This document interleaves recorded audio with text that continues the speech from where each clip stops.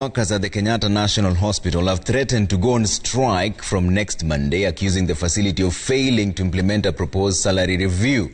Kenya National Union of Nurses, Kenya Medical Practitioners, Pharmacists and Dentists Union, and the Kenya Union of Domestic Hotels, Education Institutions, Hospitals and Allied Workers issued a joint statement today at the KNH precincts. Nimrod Taabu on the looming healthcare crisis in the country.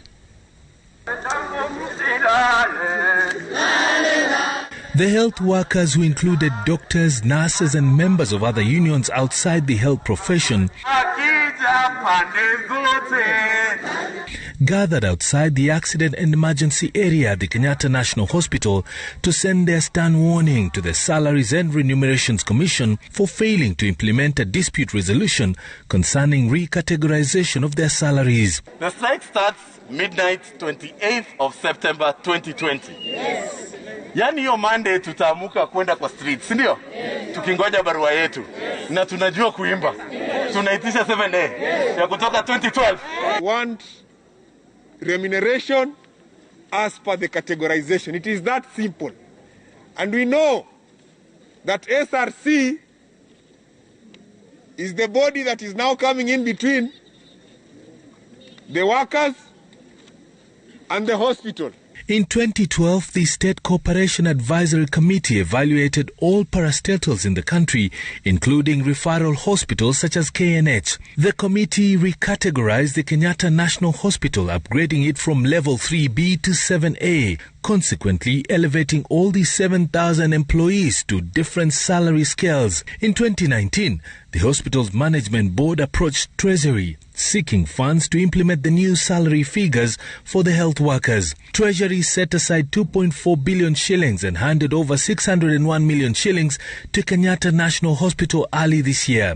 In the recategorization process, salary scales for all job categories were factored in and improved. For instance, those in job group K2 earning slightly over 156,000 shillings would now earn a minimum of 318,566 shillings. Those in job group K3 earning slightly above 141,000 shillings would now earn a minimum of 211,793 shillings, while those in job K13 earning 23,810 shillings were now entitled to a minimum salary of 27,000 shillings 509.